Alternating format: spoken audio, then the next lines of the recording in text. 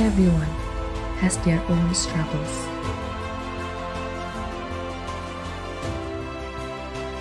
Meeting different kinds of stories. Healing wounded hearts.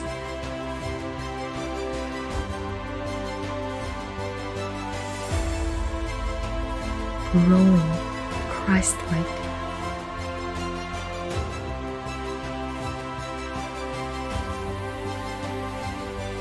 Everyone has their own struggles.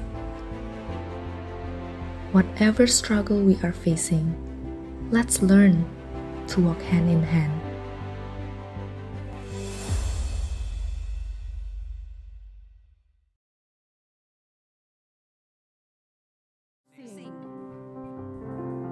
Saya mau undang semuanya bangkit berdiri saat ini. Kita mau pujikan namanya.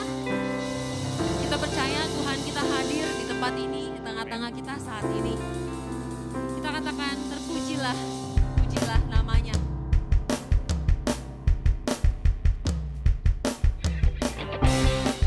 Kita tepuk tangan, pujilah namanya. Dia yang penuh dengan kemuliaan.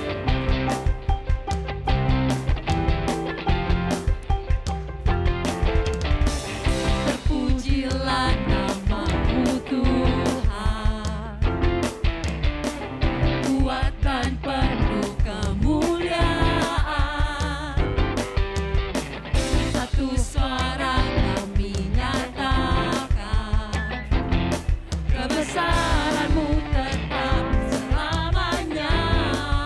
Terpujilah, terpujilah namamu Tuhan, ajaib dan penuh keagungan. Kami mau bersatu hati ya Tuhan,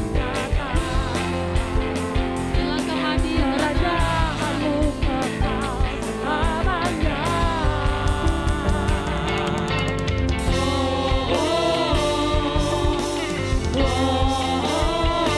Engkaulah Raja atas dunia, yang menghancurkan kutuk dan membebaskan jiwa. Kami bersorak bertepuk tangan. Engkau Tuhan berjaya dan memerintah untuk selamanya. Mari kita angkat suara kita lebih lagi, kita katakan terpujilah namanya.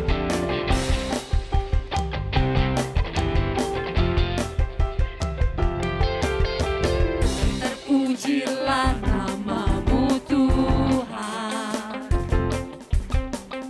ajaib dan penuh keagungan. Satu hati kami nyatakan, Kerajaan-Mu kekal selamanya.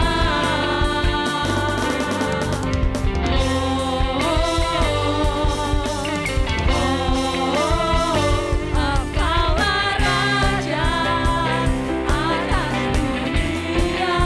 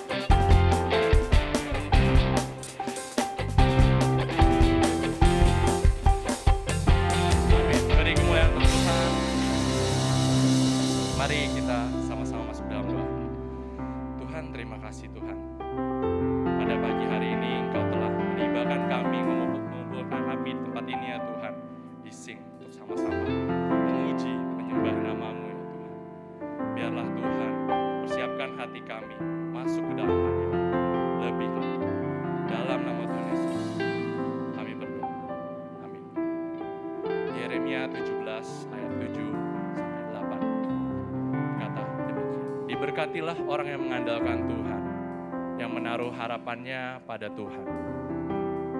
Ia akan seperti pohon yang ditanam di tepi air, yang merambatkan akar-akarnya ke tepi batang air.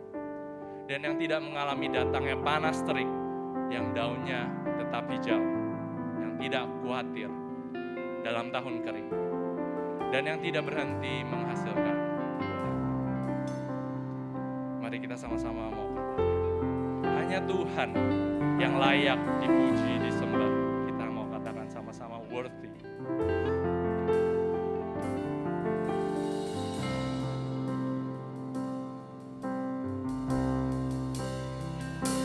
Was my cross you bore, so I could live in the freedom you died for.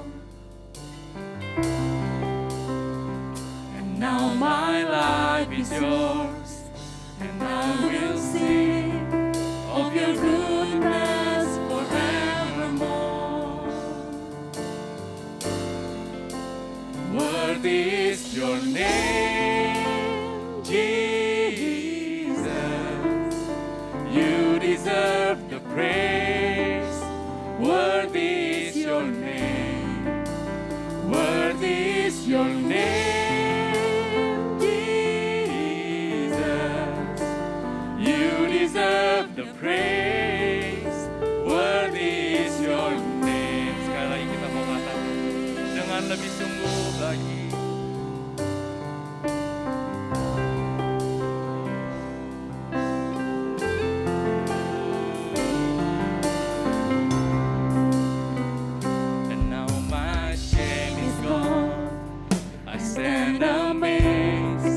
In your love undeniable, your grace goes on, and I will sing of your goodness forevermore. Worthy is your name, Jesus. You deserve the praise. Worthy is your name. Your name, Jesus. You deserve the praise. Worthy is your name. Worthy is your name, Jesus. You deserve the praise. Worthy is your name. Worthy is your name.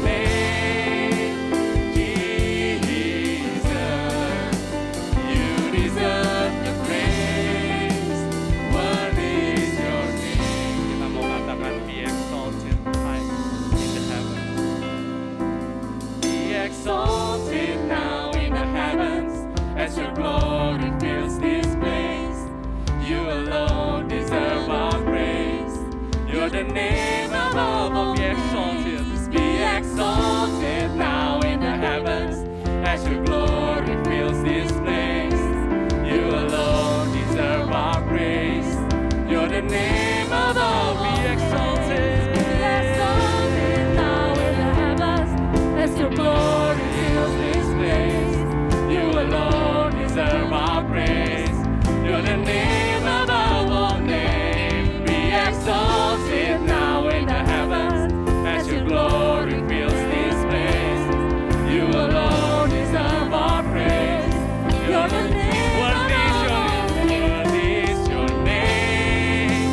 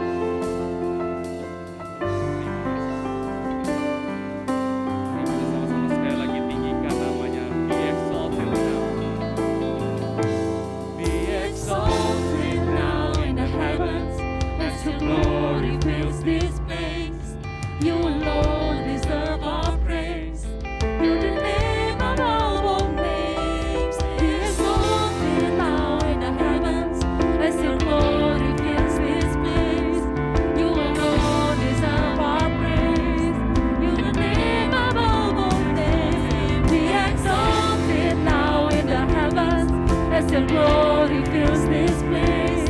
You alone deserve our praise. You're the name above all names. Be exalted now in the heavens. Let glory fill this place. Your alone deserve our praise. You're the name above. Be exalted. Be exalted now in the heavens. As your glory fills this place.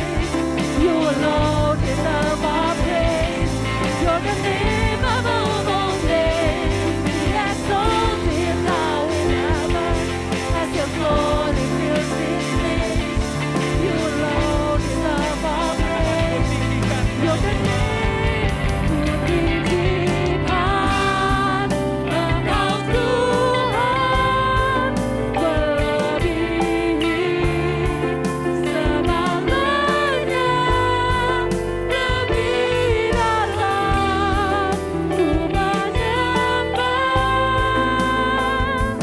dalam roh dan kebenaran.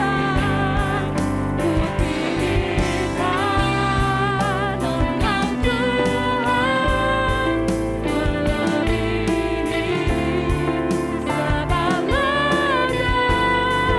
lebih dalam ku menyembah dalam roh dan kebenaran selamanya.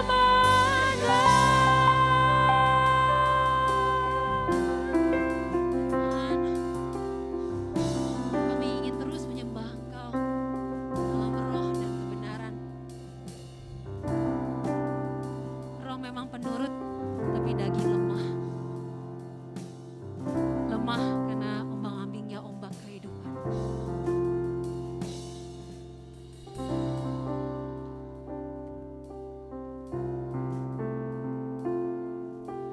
Di tengah luasnya samudra, di dalam badai bergelora, Kaulah jangkar hidupku, tak sekalipun ku goyah. Firman-Mu terangi langkahku, sumber damai dalam hidupku. Ku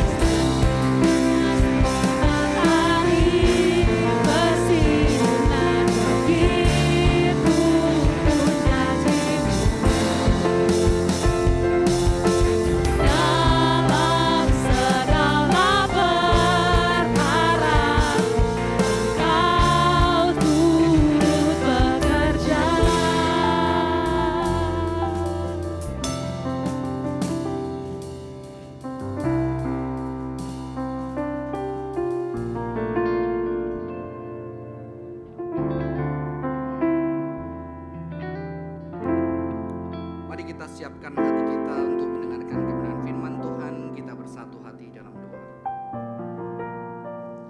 Tuhan, bersyukur buat hari ini. Kembali kami boleh beribadah, kami yang ada di tempat ini, juga kami yang ada di rumah. Biarlah firman Tuhan boleh berbicara kepada setiap kami. Biarlah kami sebagai anak-anak Tuhan bisa terbuka pikiran kami menghadapi setiap pergulatan zaman, setiap tren budaya, setiap gerakan-gerakan yang ada di sekitar kami, dan kami menempatkan posisi kami bagaimana kami harus ada di sana. Biarlah kami boleh diberikan hikmat, keterbukaan hati yang lapang, supaya kami bisa mengerti rencana Tuhan dan panggilan Tuhan bagi kami sebagai anak-anak Tuhan. Berkati hamba-Mu yang menyiapkan kebenaran firman-Mu. Di dalam nama Tuhan Yesus Kristus kami berdoa. Amin. Silakan duduk teman-teman, shalom. Hari ini saya memang memilih tema yang berbeda ya. Karena memang tema kita dengan ibadah umum di atas sama, tetapi ada pilihan-pilihan yang boleh berbeda, dan saya khusus memilih satu tema, culture jamming. Dan ketika saya memilih tema ini, saya juga belum belajar itu apa ya. Saya belum tahu itu apa, kayaknya saya pernah dengar ketika saya belajar teori-teori tentang postmodernisme. Maka itu saya rasa ini saya perlu sampaikan sesuatu yang menarik, dan saya juga bisa belajar. Ketika saya menyampaikan ini, saya belajar. Maka ketika memilih desain daripada promosi tema itu, saya mengambil dari satu gambar Handmaid's Tale. Ya, walaupun Handmaid's Tale ini bukan culture jamming, tetapi ini adalah salah satu film yang bagi saya cukup mengoyak batin saya dan membuat saya mengkritisi kekristenan saya. Mengapa? Karena di film ini digambarkan satu negara sudah menjadi Kristen fundamentalis evangelical gitu ya. Sudah menjadi fundamentalis evangelical dan diterapkan semua prinsip-prinsip Alkitab termasuk di dalam setiap lapisan bidang, termasuk akhirnya ada yang namanya handmaids. Handmaids itu wanita-wanita yang dianugerahi rahim yang subur. Sementara banyak anak-anak Tuhan yang memimpin negara pada waktu itu tidak punya istri-istri yang mandul. Maka wanita itu diindoktrinasi bahwa kamu punya berkat dari Tuhan untuk kamu bisa disetubuhi. Dan sebelum melakukan persetubuhan itu ayat-ayat dibacakan bahwa kamu diberkati kandungan seperti Lea yang menghasilkan buah tirida. Itu serem sekali. Dan di situ kelihatan bagaimana ayat-ayat tertentu digunakan untuk violence, untuk menindas, untuk membodohkan orang itu nggak boleh berpikir, nggak boleh pinter. Maka ada film ini salah satu bentuk bagi saya kritik cultural terhadap evangelical Christian. Kalau boleh saya tafsirkan, ini juga sebuah culture jamming. Culture, budaya jamming itu dibuat macet, dibuat berhenti. Maka kalau anak-anak Tuhan yang tidak cukup mengerti banyak bisa cukup shock, mungkin mempertanyakan kekristenannya. Saya nonton itu, wah, 7 season ya, saya selesaikan di dalam berapa waktu. Karena saya lihat ini penting sekali. Dan dikatakan apa? Knowing was a temptation. What you don't know won't tempt you. Jadi lebih baik kamu bodoh. Percaya aja Alkitab kebenaran. Ini yang paling benar, ini yang paling truth. Udah, ilmu itu sesat. Orang di luar sana yang gak kenal Alkitab hancur hidupnya. Udah, gak bisa dipercaya. Kamu cuma bisa percaya kepada kita. All you have to do atau mazaf is keep your mouth shut and look stupid. It shouldn't be that hard. Ya. Ini sebuah kritik cultural dari kelompok feminis orang Kanada, penulisnya Margaret Atwood, bukunya bestseller. Ya, jadi kalau nanti nonton diskusi sama saya ya, supaya saya tidak dianggap menyesatkan gitu ya. Nonton nggak apa-apa, base itu diskusi ya, nggak ada di Netflix, nggak ada di Disney Hotstar, kita harus nonton di tempat lain teman-teman. Ini sungguh kritik yang saya sebagai orang evangelical saya harus mengkritik dengan pertanyaan-pertanyaan mereka. Ya. Di sini yang mengkritik saya adalah apa? Mereka berani mengkritik, menyuarakan suara mereka terhadap satu budaya Kristen Amerika, fundamentalis evangelical Christian. Ya, kita banyak mewarisi dari tradisi itu, teman-teman. Ya. Ini adalah bentuk sebuah kritik cultural sebetulnya. Digunakan melalui buku novel, aslinya dari novel dan sangat terkenal. Saya tahu dari teman, kalau teman-teman tahu Pastor Nindyo Sasongko, ya saya waktu discussion itu menarik banget. Ya udah tonton, coba saya tonton, saya download bukunya, dan ini sebuah kritik terhadap evangelical. Ya, itu background pemilihan saya display daripada promo. Jadi itu bisa disebut sebagai culture jamming. Tapi ketika saya mempelajari lebih dalam, ternyata culture jam itu berbeda, teman-teman. Culture jam itu betul kritik cultural, tetapi musuh daripada culture jamming itu adalah sebuah budaya kapitalis industri yang menekankan yang namanya consumerism. Oke? Menekankan satu budaya consumerism. Kamu menikmati, membeli, menikmati, mengkonsumsi apapun yang ada yang disediakan oleh media, itu kamu konsumsi. Dan culture jam itu mengkritik terhadap budaya consumerism yang sama sekali tidak mendapatkan perlawanan. Mereka bukan Kristen. Mungkin ada Kristen yang tergabung di dalam culture jamming ini. Maka dikatakan bahwa apa? It's a form of protest used by many anti-consumerist social movement. Mereka tidak cuma protes, mereka tidak cuma mengkritik kata-kata atau melalui gambar-gambar, melalui seni, tetapi mereka juga mempraktekkan satu movement. Movementnya adalah contohnya mereka akan menggerakkan masyarakat untuk ada hari tidak membeli. Ya, mereka akan mengedukasi orang bagaimana marketing industri konsumerisme itu bergerak di dalam dunia ini. Bagaimana caranya melalui simbol-simbol dia merubah cara pikirmu. Jadi mereka orang-orang yang cerdas. Belajar mungkin semiotika, kalau di sini yang belajar marketing tahu semiotika. Tanda, bagaimana tanda tertentu itu identik ketika kamu pakai tanda itu, kamu ternyata lebih merasa berharga. Ketika kamu pakai benda tertentu, kamu merasa lebih cantik daripada temanmu. Ketika kamu duduk di tempat tertentu, kamu merasa lebih tinggi derajatnya daripada orang lain. Ya, maka saya mengutip seorang tokoh, saya lupa namanya, kalau nggak salah Baudrillard, dia mengatakan bahwa manusia itu sebetulnya mengkonsumsi bukan benda, tetapi tanda-tanda yang ditempelkan di benda. Oke? Maka kalau ada tas harganya sama-sama 10 juta, satu nggak ada mereknya, satu ada mereknya, itu beda. Oke? Karena itu menandakan sesuatu. Jadi kita mengkonsumsi tanda.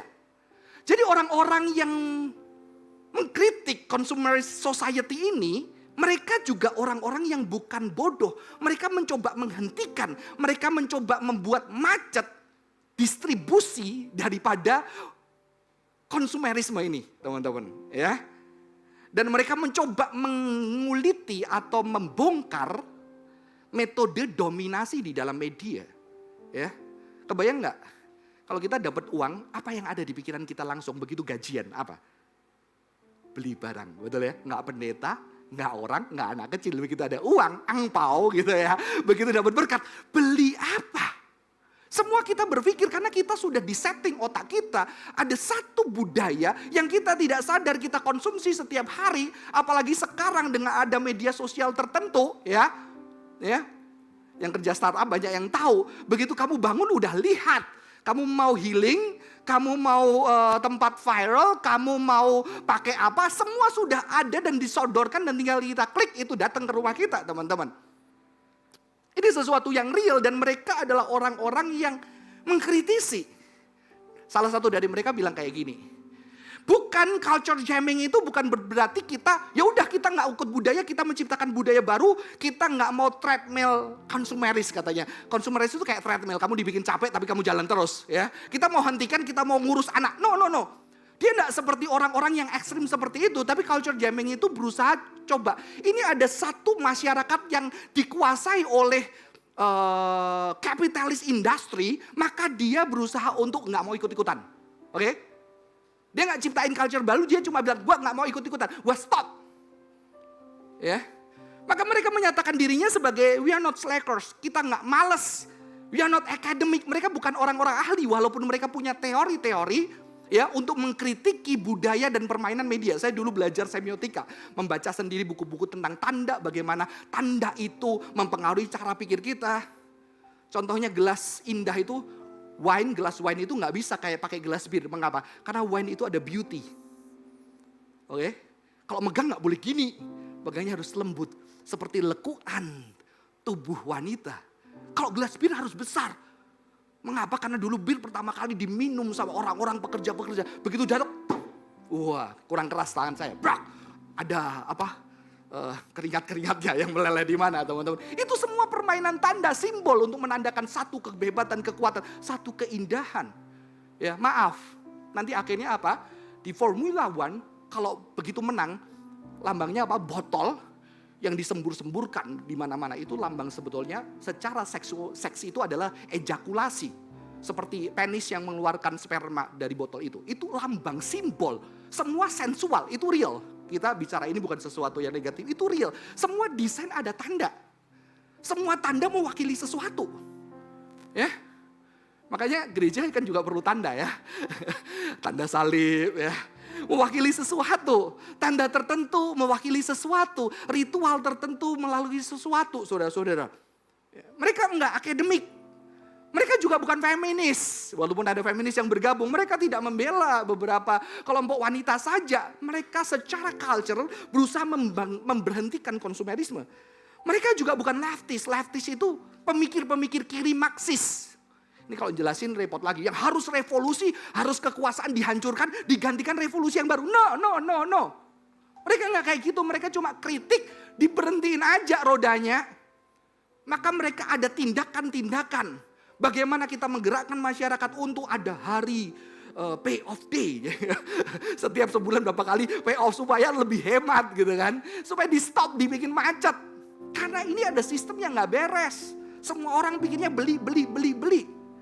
Ya kemarin minggu lalu saya khotbah di atas ya. Ada satu lagu Kristen saya baru sadar ketika saya baru khotbah baru nyanyiin lagu itu ya. Apa yang dicari orang uang. Apa yang dicari orang siang malam pagi petang uang bukan Tuhan. Amin. Selesainya bukan Tuhan. Amin. Itu meneguhkan masyarakat saudara-saudara. Ini edukasinya di mana ya?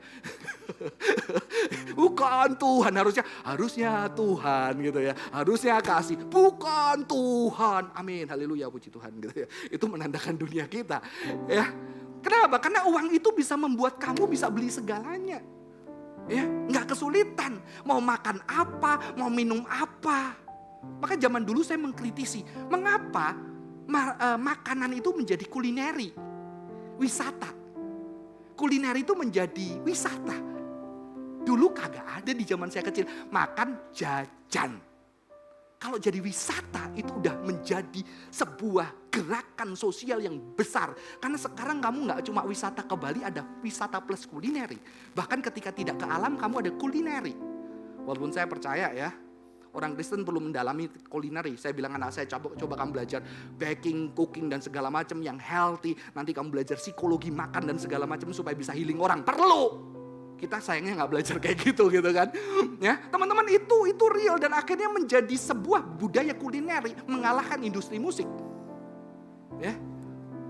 Dekat sekali yang industri musik tidak pernah terkalahkan, mulai mengejar karena menjadi wisata, berubah doang wisata. Saya pernah berkhotbah dulu, me time. Ya. Me time-nya kenapa selalu belanja? Saya guyon sama Cimel, kamu me time itu kebiara gitu loh, gak ngomong seminggu ya kan. Pulang lu seger, me time ke gunung, kamu duduk, makan, doa tiap hari, itu seger. Kenapa me time identik dengan nonton TV sendiri, makan makanan yang tidak sehat, habis itu manicure pedicure, bukan gak boleh teman-teman. Kenapa konsep me time-nya sama? Berarti ini ada budaya yang menciptakan, betul? Emang tahu-tahu me time langsung konsepnya jadi satu. Enggak ada yang dijual. Ada tanda, ada satu kesepakatan yang dijual teman-teman. Bukan salah, kita perlu me time. Bukan gak boleh jalan-jalan. Saya jalan-jalan, yang lalu saya 1-2 minggu di Bali. Asik banget gitu ya.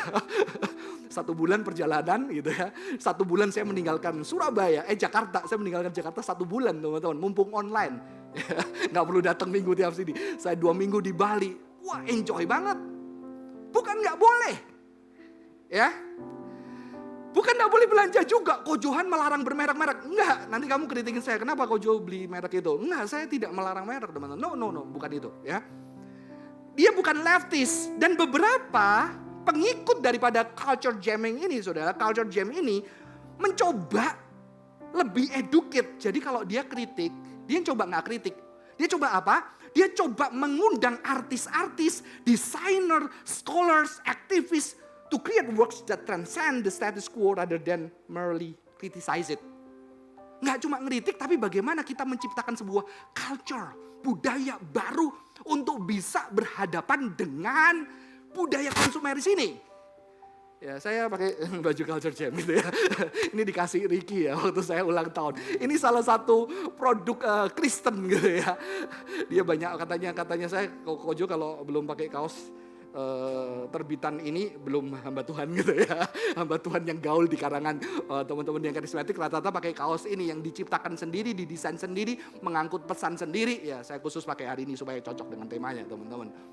Ya. Lagi pengen bikin sing. Tadi kemarin ada teman-teman Komsel yang udah bikin kaosnya sendiri. Ya, itu salah satu bentuk kita nggak harus mahal. Kita bisa membuat tubuh kita menyatakan sesuatu dengan pakaian kita kan. Dan nggak perlu malu. Istri saya malu aja. Saya sering paling saya bahagia pakai apa? Kaos retreat. Karena setahun saya bisa ngisi 4-5 retreat, saya nggak perlu beli kaos. Kadang-kadang datang, Metodis datang, Gloria. Jadi setiap saya datang ke sini kok nama gereja lain gitu ya. Istri saya bilang, lu gerejanya mana sih? Tapi enak banget, bahannya enak, gratis lagi ya. Dan desainnya nggak kalah didesain oleh anak-anak Tuhan gitu ya.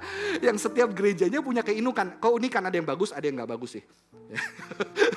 Yang nggak bagus saya kasih istri buat pakaian tidur.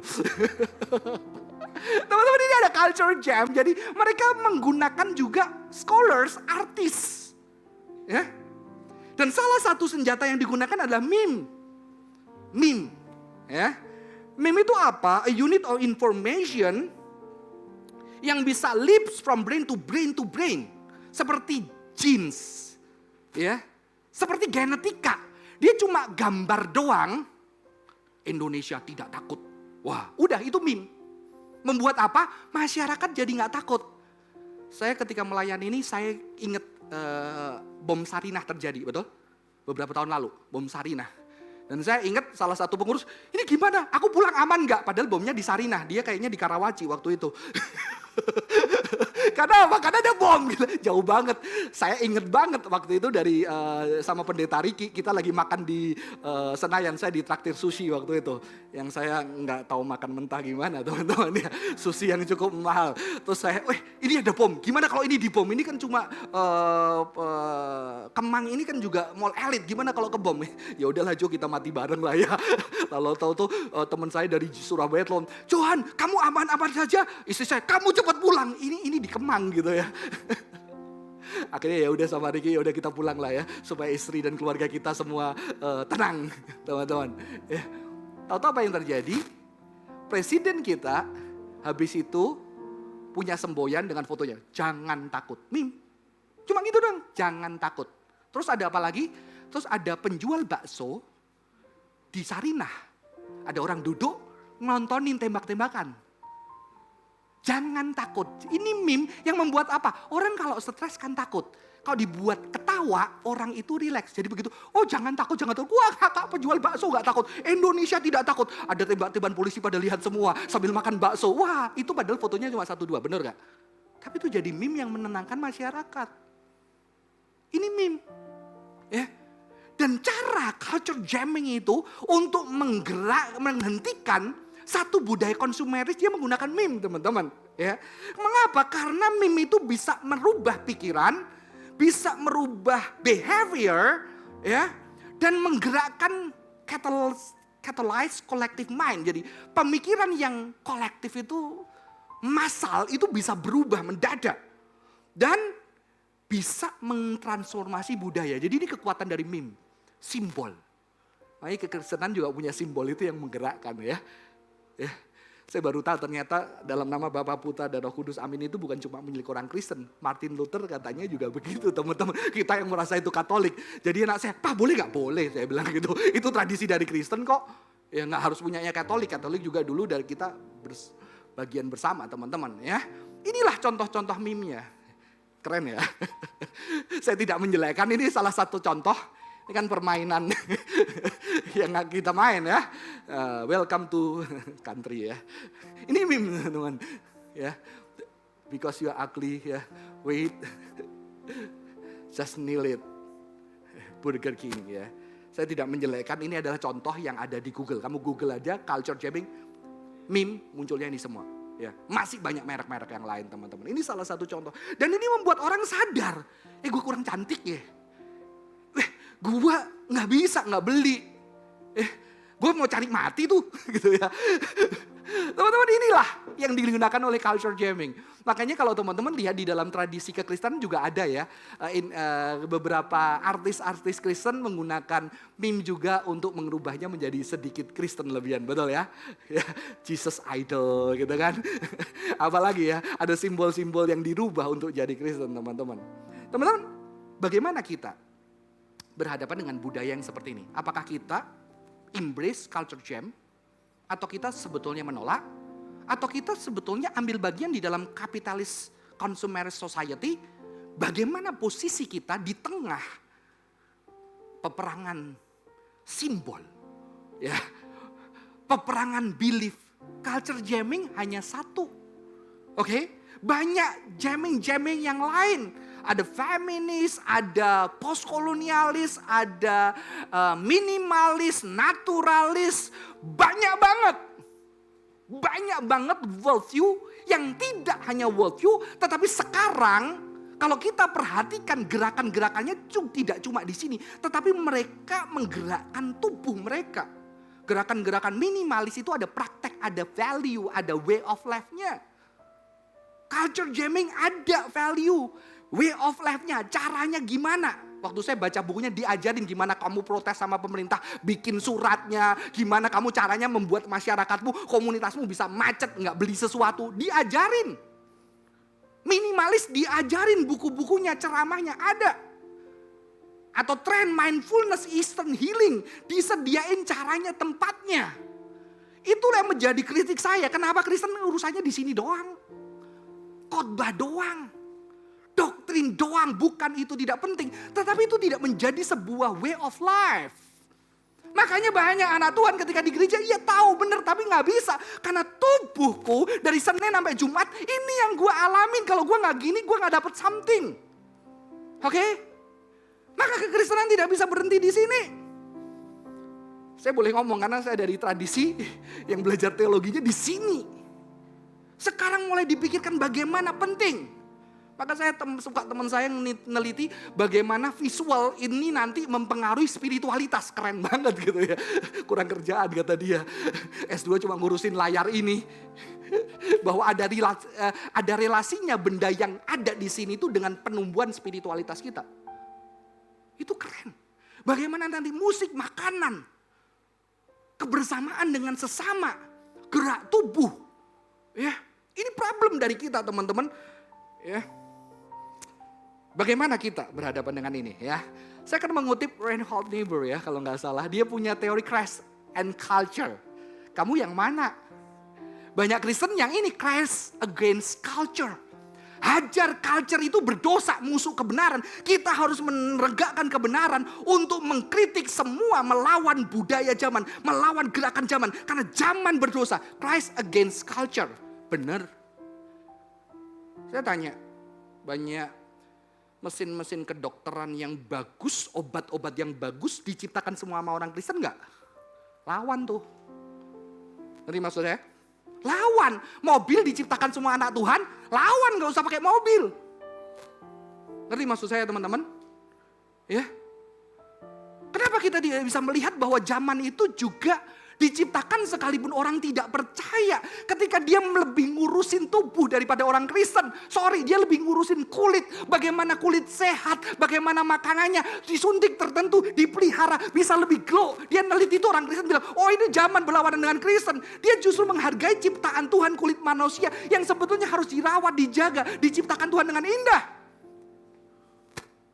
Ya, kita cenderung Christ against culture. Tapi diterima semua, kagak juga. Maka golongan yang kedua Christ of culture. Christ of culture, Kristus itu dari culture. Culture ini baik. Maka golongan kedua lebih ke arah liberal. Wah udah terima aja semuanya gitu kan. Karena culture ini dari Tuhan semuanya yang bagus. Jadi yang pertama ekstrim. Tapi pertama bisa dipakai gak? Iya ada against karena ada culture yang evil, betul? Ada ketidakadilan di dalam capitalist society. Maaf, gaji Michael Jordan itu sama dengan seluruh, seingat saya, karyawan di Asia, kalau nggak salah di Asia atau di Malaysia, dikumpulin bareng, dihitung gajinya Jordan lebih mahal. Walaupun Jordan jagoan saya. Idola saya Michael Jordan. Saya belajar dari membaca dia dan melihat sejarahnya. Saya suka nonton Last Dance. Tapi tetap ini realita. Tetap ada yang di-against, ada. Tapi ada yang diterima, ada. Ya. Maka berusaha menengahi Christ above culture. Tuhan itu di atas budaya. Ada yang buruk, ada yang baik gitu ya. Tuhan melampaui budaya. Terus kalau di atas nggak turun-turun gimana gitu kan.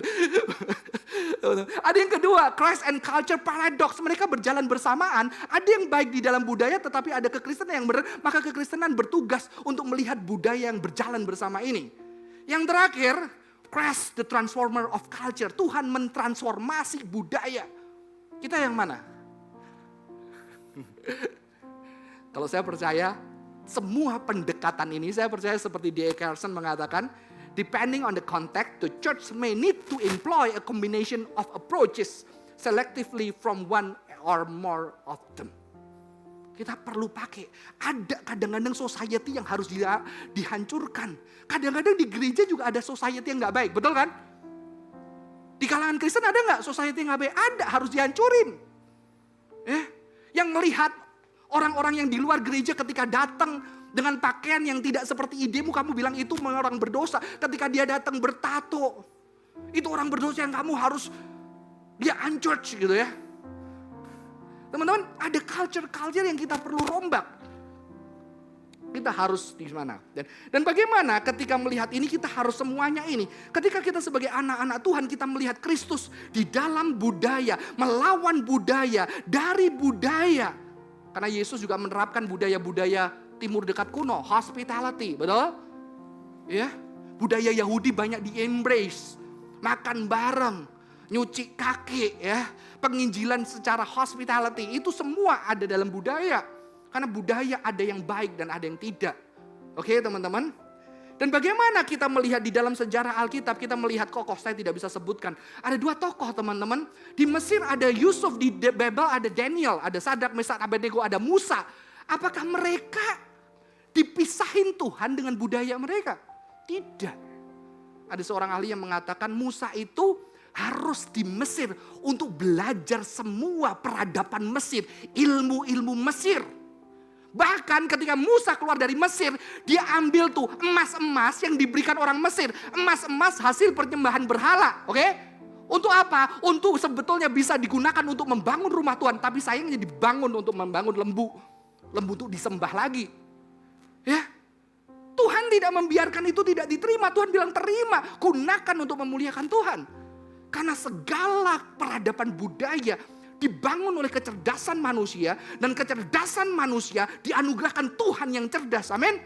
Maka nggak perlu kamu jadi Kristen untuk kamu bisa menemukan banyak hal yang terbaik. Dan tidak selalu ketika kamu Kristen, kamu pasti menemukan hal yang terbaik kalau kamu malas-malasan, betul? Ini masalahnya Kristen kadang-kadang merasa gue superior, gue dapat hikmah dari Tuhan. Lu nggak pernah belajar, lu nggak pernah neliti yang orang nggak neliti. Sederhana aja. Kalau anak-anak Kristen putus cinta, lagu mana yang bisa mewakili? Nggak ada lagu Kristen. Paling Allah mengerti, Allah peduli, segala persoalan.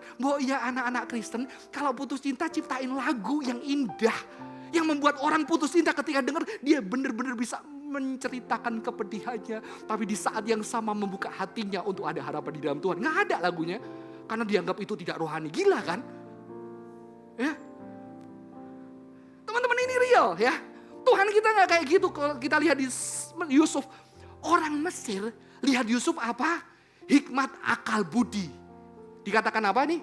Mungkinkah kita mendapatkan orang seperti ini? Seorang yang penuh dengan roh Allah. Tidak ada orang yang berakal budi dan bijaksana seperti engkau. Firaun yang ngomong. Ya. Bisnismen paling dahsyat. Di tengah budaya yang sangat maju. Ngomong Yusuf itu punya hikmat. Yusuf rajin doa pasti. Ya kan? Tapi emang Yusuf tidak punya kemampuan yang lain? Yusuf punya kemampuan menahan. Dimasukin di sumur. kena politik istri daripada tuannya, ya, bertahan bertahan di sel dengan makanan yang sederhana. Itu perlu kecerdasan loh, betul nggak? Kita jangan bilang pengetahuan itu adalah sekolah. Sorry, kadang-kadang sekolah bodohin. Coba, udah pernah tak coba dulu? Tutup mata, gambar pemandangan, buka mata, gunung. Gunung 2 gitu ya. Ada matahari, ada jalan, ada burung.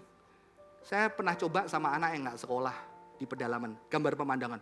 Ada gambar pohon, sungai, batu. Ini pinter mana?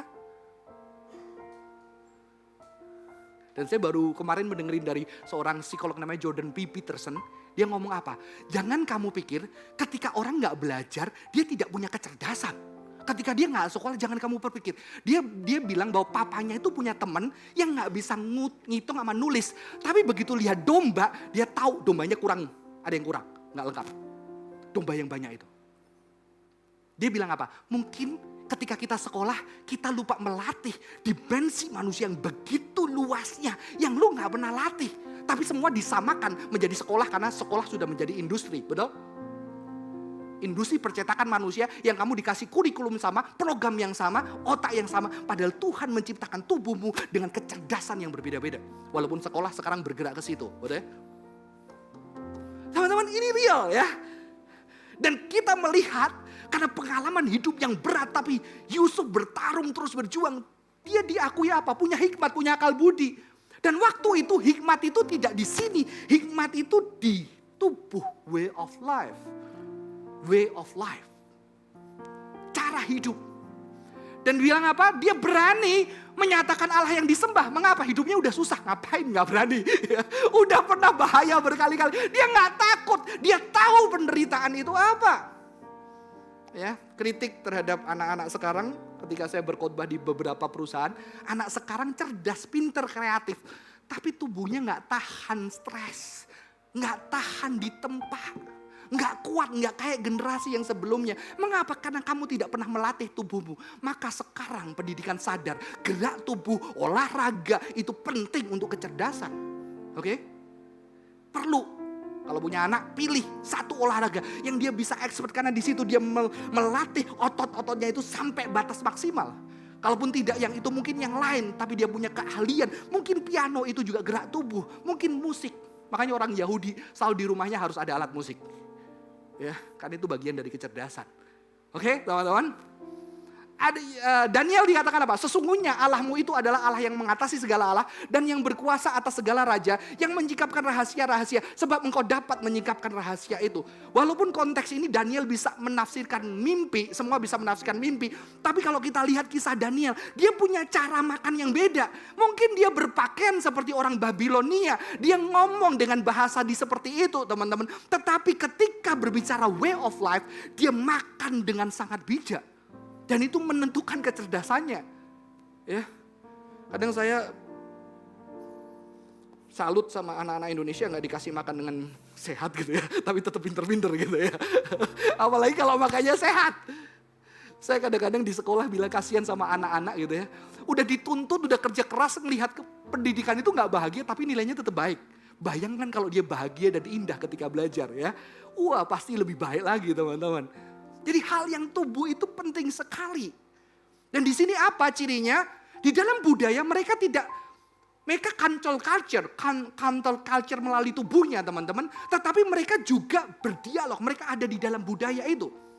Maka teman-teman jangan kaget di dalam Alkitab kita. Bulan-bulannya itu adalah bulan-bulan disebutkan dari dewa-dewa Babilonia. Nama-nama bulan. Ya, oke.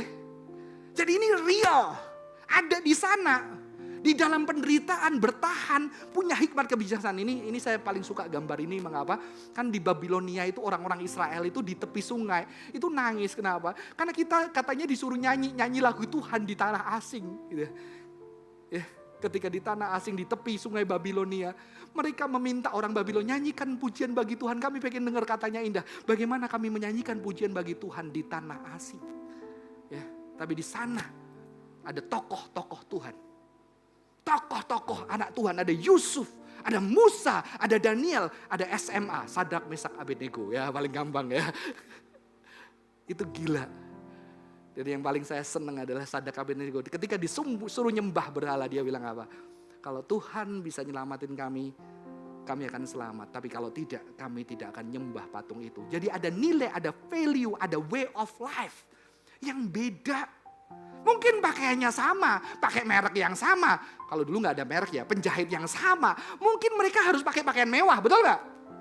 Jadi pakai pakaian mewah nggak salah. Karena mereka di posisi-posisi pemimpin pasti pakai pakaian mewah, betul kan? Tapi apakah harus selalu merah? Enggak. Salahnya adalah nggak mewah, cuma mewah. Makan yang baik nggak apa-apa. Tapi bisa nggak makan yang nggak baik juga? Ketika kamu makan dengan baik dan di situ kamu bisa dekat dengan orang-orang tertentu. Saya pernah menikmati makanan yang baik. Saya juga pernah di trotoar sama makanan yang tidak baik. Tapi ada orang yang harus merasakan cinta Tuhan di sana. No problem. Ya. Jadi jangan jadi cowok. Gue cari cowok, cewek yang mau diajak makan gak enak. Kurang ajar loh. Ya. Kalau kamu mencintai dia, kasih yang terbaik juga. Tetapi kamu juga harus ngajarkan. Hidup itu tidak baik. Teman-teman, saya bersyukur waktu saya ke Bali, saya dapat kesempatan. Saya dapat kesempatan satu keluarga nginep di Kempinski. Cuma khotbah 15 menit. Nginep 2 malam. Enak kan? Jadi pendeta? Nggak mau ya.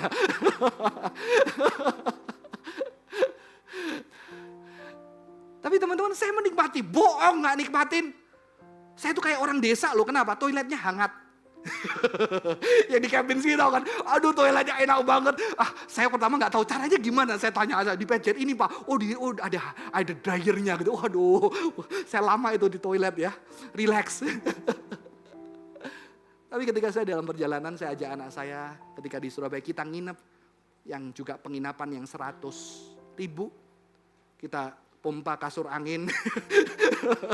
Anak-anak kalau tidur malam kriak.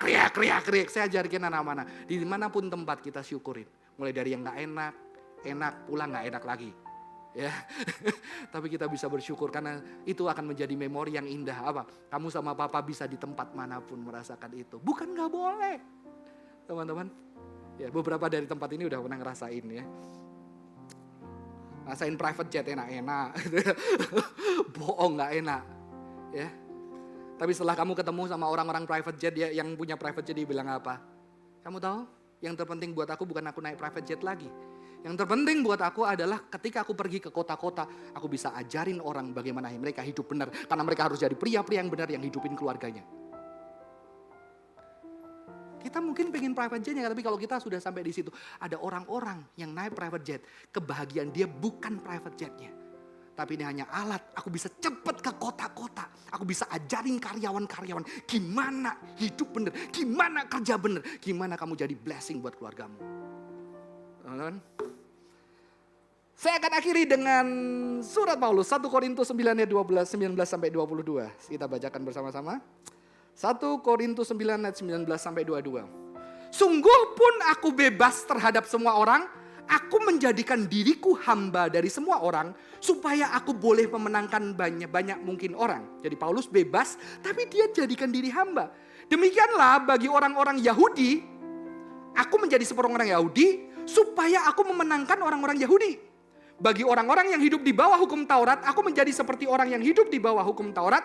Sekalipun aku sendiri tidak hidup di bawah hukum Taurat, supaya aku dapat memenangkan mereka yang hidup di bawah hukum Taurat. Bagi orang-orang yang tidak hidup di bawah hukum Taurat, aku menjadi seperti orang yang tidak hidup di bawah hukum Taurat.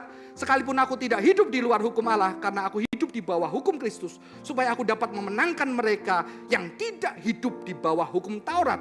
Bagi orang-orang yang lemah, aku menjadi seperti orang yang lemah, supaya aku dapat menyelamatkan mereka yang lemah. Bagi semua orang aku telah menjadi segala-galanya, supaya aku sedapat mungkin memenangkan beberapa orang dari antara mereka. Paulus jelas, sungguh aku bebas, aku jadi hamba. Saya gak harus makan mewah. Tapi saya belajar, kadang-kadang ada orang yang sukses mengundang saya, mengajak saya makan. Dulu mentalitas saya kalau makan buat bawa minum sendiri gak apa-apa. Suatu hari saya bawa minum sendiri, mau pesan minum apa Pak Johan? Gak apa-apa, saya ada minum sendiri, wajahnya berubah. kok kamu enggak menghargai? Di situ saya belajar, saya taruh, saya akan pesen kira-kira yang enak apa. Saya sebetulnya nggak perlu minum itu semua, tapi saya harus minum yang oke supaya apa? Saya memberikan tempat untuk saya bisa berkomunikasi, bercerita, dan dia bercerita hidupnya kepada saya. Mengerti? Bebas, tapi menjadi hamba. Sama. Ketika udah biasa enak, kamu harus makan nggak enak. Ada orang-orang yang makannya nggak enak. Kamu bisa nggak duduk makan nasi bungkus sambil tertawa, tersenyum bareng sama mereka? Karena itu bukan penting lagi. Yang penting adalah mereka kenal Kristus. Mereka kenal kasih dari kehidupanmu. Saya kenal satu bisnismen yang sukses banget. Dan ketika dia tunjukkan foto, yang paling menyentuh hati saya adalah dia tunjukkan foto dengan lenangan air mata. Kalau saya sebutkan namanya kamu tahu dia terkenal banget. Dan dia sebutkan, dia tunjukkan foto, dia foto di pangku, dia memangku satu anak refugee. Dan dia nanjuin, ini anaknya. Aku waktu itu duduk bareng sama mereka, duduk di bawah, makan nasi bungkus. Hospitality. Ini bisnismen yang terkenal. Dan ketika dia menceritakan itu, saya tidak bisa bohong, saya melihat hatinya yang tulus. Dan air mata mulai ada di matanya. Bebas, bisa makan enak, nggak milih makan enak. Bisa makan nggak enak, bisa semuanya. Karena ada yang lebih penting daripada makanan. Ya, kalau nggak bebas, nggak bisa gue yang enak. Gue susah sejak kecil. Dulu saya gitu ya, nggak bisa menghargai makan enak. Kenapa? Susah-susah, hemat segala macamnya. Akhirnya istri saya nggak bahagia, nggak pernah diajak makan yang benar. Ya, makanya warteg terus. Warteg saya udah bahagia, dia tidak. Dia punya orang tua kalau habis dapat gaji diajak makan enak. Setelah nikah sama saya, ayo sengsara buat Tuhan, buat Kristus, buat melayani. Saya nggak biasa, saya harus belajar untuk mencintai dia. Walaupun saya juga harus ajarin. Sehingga kami punya makanan yang enak, kami punya makanan pinggiran. Teman-teman ya. Ya, yang bersih ya, walaupun kadang-kadang ya kita sedikit jinja ya. Teman-teman bebas. Tapi rela jadi hamba. Bagi Yahudi seperti orang Yahudi di bawah Torah. Seperti di bawah Taurat.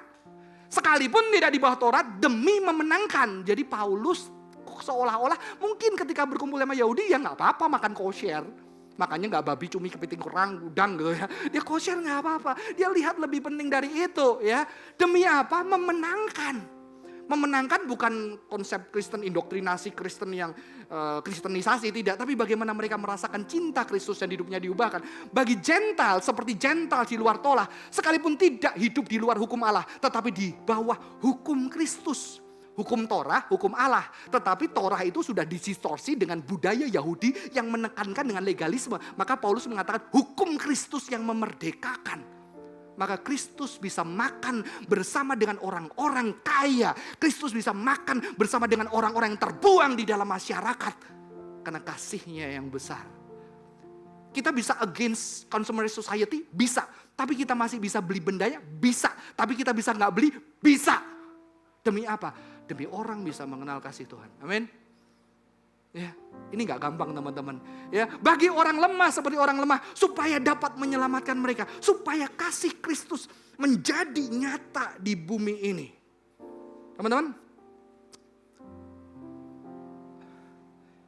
ada satu buku yang saya baca, The Name of the Rose, ditulis oleh seorang ahli semiotika yang bernama Umberto Eco. Dia mengatakan ini. Ketika waktu itu gereja Katolik di abad 12-an, dia kritik terhadap sains. Kenapa? Karena sains itu dianggap melawan firman Tuhan. Dan ada seorang tokoh yang bernama Roger Bacon. Roger Bacon itu adalah penemu kaca pembesar pertama kali.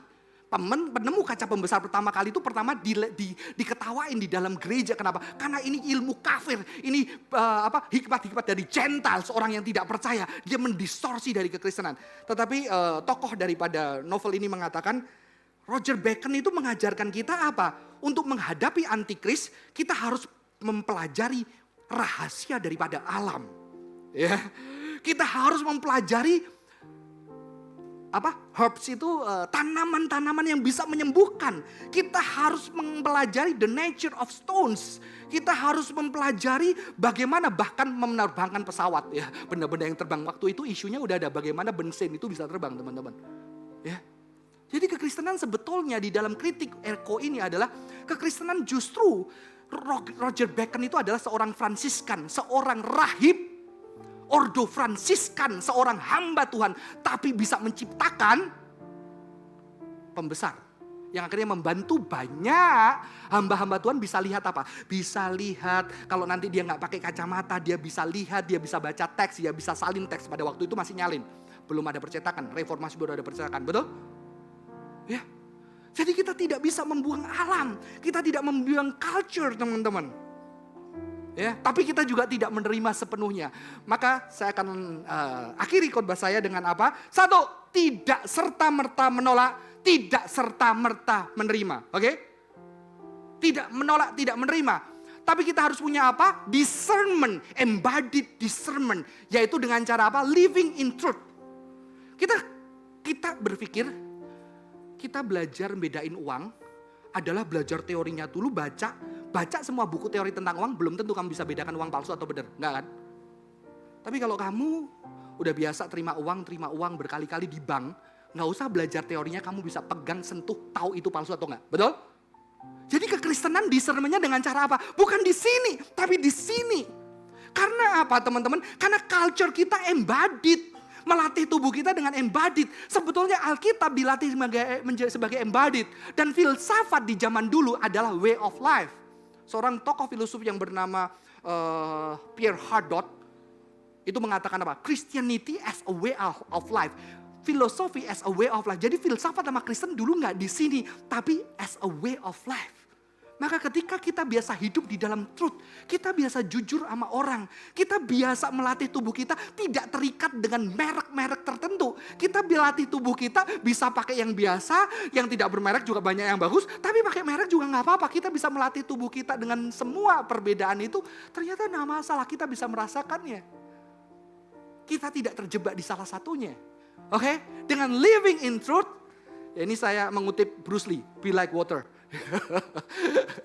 Karena bagi saya itu Alkitab, jadilah terang atau be like water. Mengapa? Karena di gelas air tetap air, tapi di gelas. Nanti dia di tempayan dia tetap air di gelas. Nanti dia di sini dia tetap air, tapi di kaca. Dia ada dimanapun dia tetap air. Maka kekristenan tidak ada budaya yang jelas, betul? Nggak ada praktek-praktek yang jelas. Harus ibadah berapa lama. Tetapi kekristenan justru karena dia seperti air, dimanapun dia berada, dia bisa tetap esensinya tanpa berubah. Bentuk boleh berubah, tapi esensinya tidak pernah berubah. Dan esensi hukum Kristus adalah kasih, kebenaran, keadilan, love, truth, justice, mercy. Dan dengan itu apa? Menyatakan kebesarannya.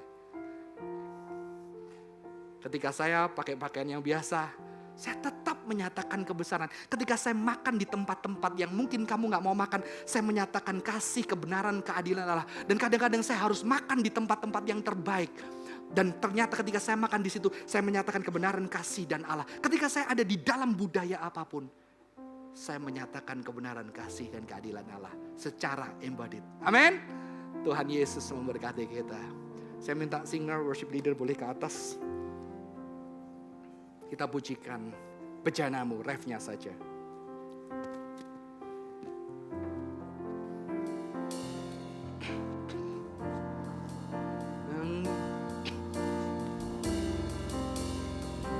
Iringmu seumur hidupku, masuk dalam rencanamu Bapa. Mari kita bangkit berdiri.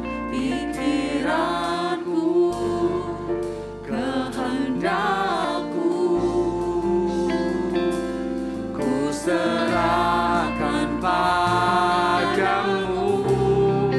Harapanku hanya di dalam-Mu, ku kan teguh bersama-Mu Tuhan. Jadikan ku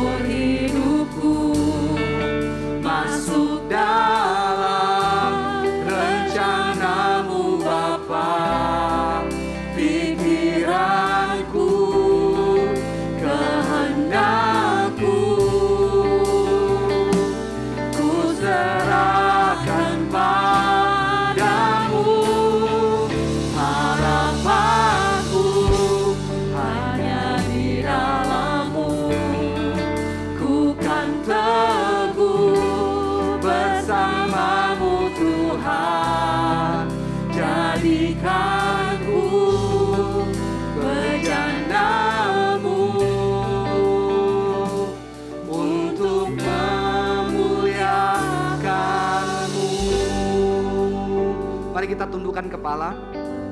Mari kita boleh di hadapan Tuhan dengan jujur. Ketika kita hidup di dalam budaya dunia, kita tidak diminta pergi karena kita diminta tinggal di dalam dunia. Tuhan tidak mengarang kita menikmati budaya dunia, karena setiap budaya diciptakan dengan keindahan, konsep-konsep keindahan yang dimiliki otak manusia juga adalah anugerah Tuhan. Dan kiranya di dalam keindahan yang setiap kita nikmati, ada yang mahal, ada yang tidak. Kita melihat ada keindahan yang Tuhan anugerahkan bagi setiap orang, tidak hanya orang tertentu. Dan bagaimana kita sebagai anak-anak Tuhan, sudahkah kita di dalam budaya, kita ada di sana, kita punya kepekaan, discernment untuk membedakan mana yang baik, mana yang tidak. Dan bagaimana dengan tubuh kita melalui apa yang kita pakai, kita makan, kita hidupi, kita lakukan melalui gaya hidup kita. Apakah kita sudah menyatakan keadilan kebenaran Tuhan? Menyatakan kasih Tuhan buat orang-orang di sana. Entah itu orang dari golongan atas, entah orang itu dari golongan bawah. Tapi semua membutuhkan kasih, kebenaran, dan keadilan Tuhan yang bisa kita nyatakan dengan tubuh kita. Jika belum, kita minta ampunan Tuhan dan kita minta Tuhan memberikan kekuatan pada kita untuk menjadi berkat di dalam setiap budaya yang ada. Tuhan berkati setiap kami, anak-anak Tuhan dimanapun kami berada. Kami orang-orang bebas, kami tidak terikat budaya tertentu. Tapi kami boleh ada di bawah setiap budaya. Tetapi kami ada di sana untuk menyatakan kasih, kebenaran, keadilan. Melalui apa yang kami lakukan dengan tubuh kami. Menyatakan kasih Tuhan. Dengan kemewahan, dengan ketidakmewahan. Kami tidak terikat. Karena kami tahu Tuhan bisa memberkati di dua-duanya. Tuhan bisa memberkati ketika kami mendapatkan benda-benda yang terbaik dan kami merasa dicintai Tuhan. Tapi Tuhan juga bisa memberkati ketika kami hanya makan yang sederhana. Tapi kami melihat di situ juga ada kasih Tuhan. Tuhan ada dimanapun untuk menyatakan kasih-Mu. Karena tidak ada materi apapun yang baik, yang tidak baik, yang tidak bisa Tuhan gunakan untuk kemuliaan Tuhan. Kami manusia yang membeda-bedakannya melalui struktur sosial, melihat ini lebih baik dan yang lain. Tapi kadang kami lupa ada kebaikan di dalam setiap hal yang Tuhan anugerahkan di bumi. Dan biarlah kami menyatakan kebaikan-Mu melalui apa yang kami lakukan. Terima kasih Tuhan, di dalam nama Tuhan Yesus kami bersyukur dan berdoa. Amin. Tuhan Yesus memberkati. Silakan duduk saudara-saudara.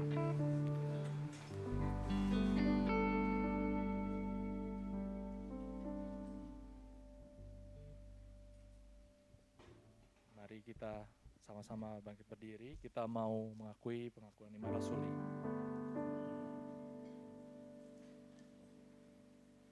Bersama gereja di sepanjang abad dan tempat, kita mau mengikrarkan pengakuan kita yang berbunyi demikian.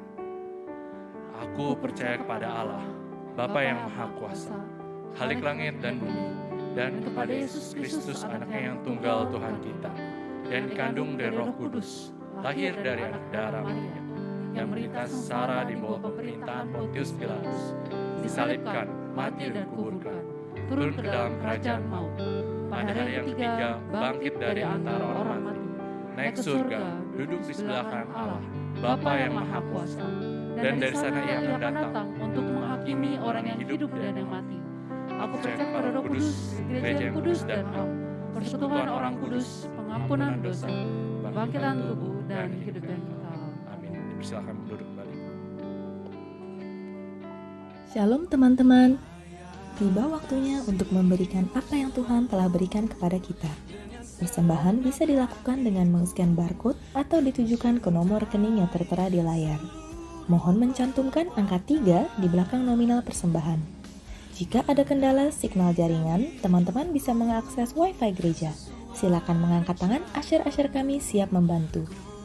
Berikut ini adalah Sing News edisi 31 Juli 2022. Untuk para leader Singcares, sore hari nanti akan ada leader gathering jam 4.30 via Zoom. Minggu depan, kita akan memasuki bulan Agustus dengan tema baru, yaitu Holy Spirit Gives Us Power. Ibadah akan dibawakan oleh Guru Injil Tan Kian Guan membahas Holy Spirit and Holy Communion. Mari belajar peran penting Roh Kudus di dalam konsep sakramen perjamuan kudus. Jangan lewatkan Sing Study Selasa jam 8 malam bersama dengan Pendeta Nawi. Kita akan bersama belajar cara mengartikan kitab Kisah Para Rasul.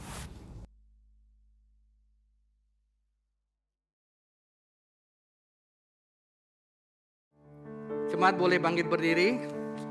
Sebelum kita selesai, boleh tengok kanan kiri, kasih tos selamat jadi berkat di dunia ini. Selamat jadi berkat hidup. Oke. Sambil senyum dengan mata yang sipit ya. Mari kita buka kedua tangan kita meminta berkat dari Tuhan. Biarlah berkat dari Allah Bapa dan kasih daripada Tuhan Yesus Kristus dan persekutuan dengan Roh Kudus boleh menyertai kami untuk menjadi berkat di dunia ini, mulai hari ini sampai selama-lamanya. Amin. Praise the Father, praise the Son.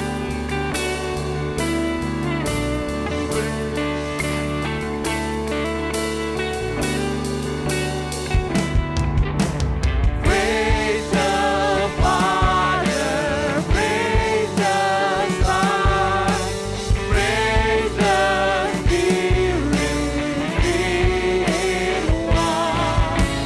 God of glory, majesty, praise forever to the King of Angkat tangan kita. Praise the Father, praise the Son, praise the Spirit, three in one. God of glory, majesty, praise forever to the King of Kings. Praise forever to the King of Kings. Silakan duduk, selamat berhari Sabat. Tuhan Yesus memberkati.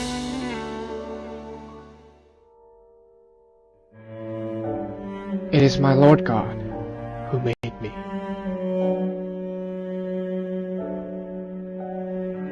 It is my Lord God who called me.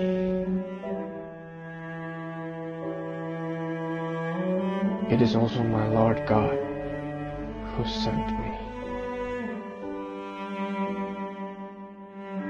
All that I am, it is the grace of God.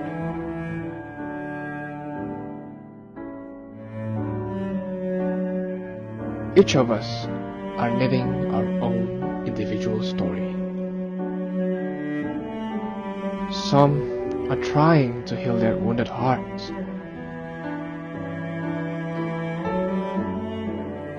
The others are growing to be more Christ-like. We may be different from one another, but all in all, let's learn to walk hand in hand. Sing, to knit, to heal, to grow together.